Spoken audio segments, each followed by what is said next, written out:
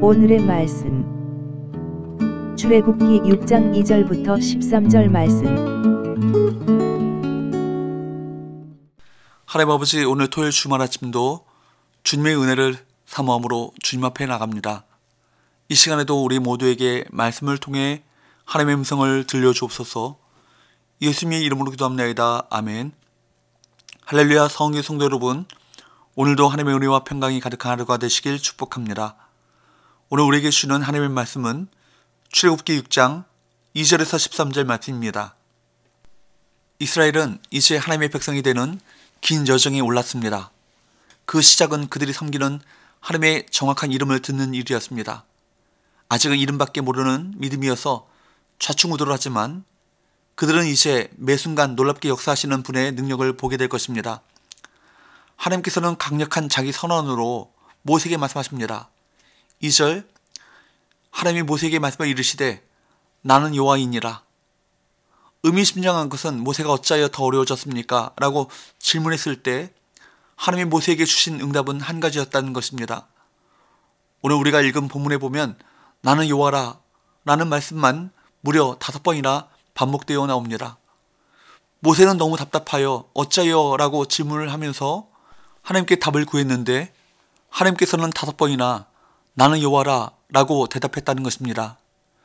왜 이 말씀만 반복해서 말씀하셨을까요? 저는 여기에서 하나님의 놀라운 메시지를 듣고 싶습니다. 무슨 뜻입니까? 그것은 하나님의 백성이란 고난당할 때 하나님께만 집중해야 한다는 것입니다. 어째요? 라고 절망하지 말라는 것입니다. 하나님의 백성의 강함은 하나님을 바라보는 것입니다. 고난을 이기는 힘도 바로 하나님께 집중하는 것입니다.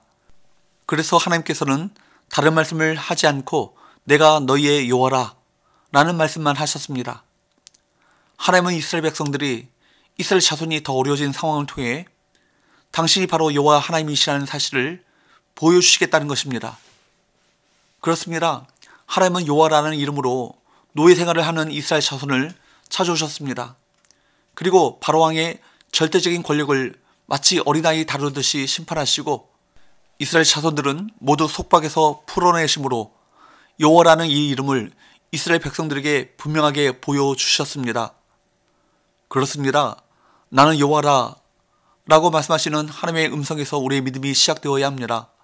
우리 환경, 필요, 감정과 욕망에서 시작되어서는 결코 하나님의 일을 이룰 수 없습니다. 모든 것이 무너지고 내가 할 수 없는 것이 아무것도 없는 시간에 하나님 앞에 서십시오. 그리고 그 음성을 듣고 따라가십시오. 사실 이스라엘 자손들은 하나님을 여호와로 알지 못했습니다. 3절 말씀에 보면 내가 아브라함과 이삭과 야곱에게 전능하신 하나님 즉 엘샤다이로는 나타났지만 여호와로는 그들에게 알리지 않았다라고 말씀하셨습니다. 그런데 이제 이스라엘 자손들을 애굽에서 건져내는 일을 통해 하나님이 여호와라는 사실을 온 세상에 알리시겠다는 것입니다. 여호와 하나님, 완전하시고 영원하신 여호와, 그분이 바로 우리가 만나고 알아야 할 분이십니다. 그러므로 오늘 우리들의 문제는 다른 것이 아니라 하나님의 능력을 잘 모르는 것입니다.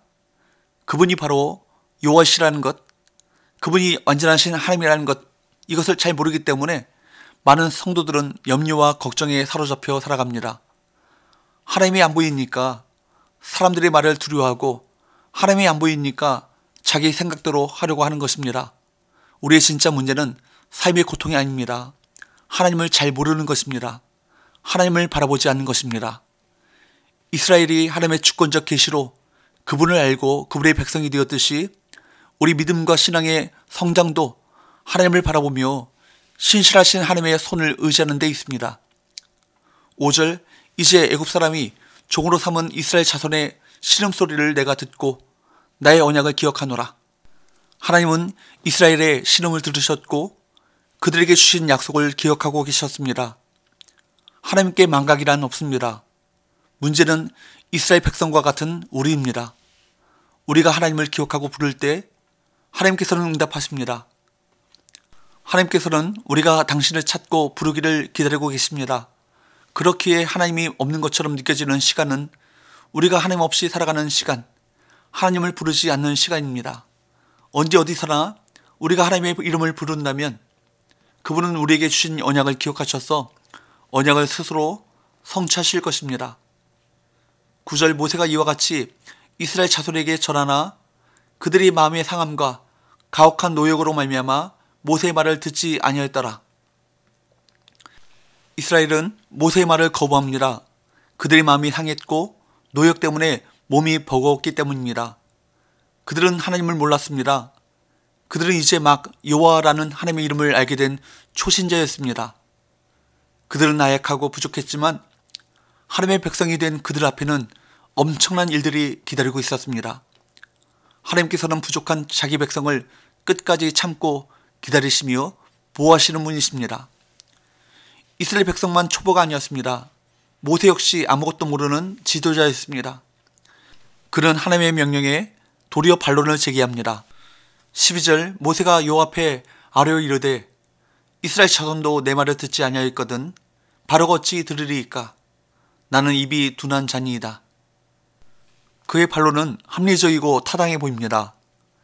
하나님의 백성인 이스라엘도 설득하지 못하는데 어떻게 포악한 왕을 설득할 수 있냐는 그의 논리는 일견 옳아 보입니다.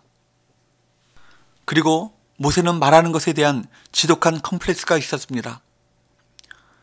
자리가 사람을 만든다는 격언이 있습니다. 하지만 하나님의 일은 다릅니다. 철저히 하나님이 만드십니다. 조건과 환경을 따진다면 시작조차 할 수 없습니다. 하나님이 말씀하셨다면 하나님께서 친히 이루실 것입니다. 우리는 그저 순종하며 그 길을 따르면 됩니다. 여러분, 어려운 시대를 살아가는 우리는 누구를 바라보며 누구를 붙잡아야겠습니까? 삶이 왜 이렇게 힘들까? 왜 이렇게 애를 쓰는데도 나에겐 더 어려운 상황이 올까? 라고 환경만 보고 절망하고 있습니까?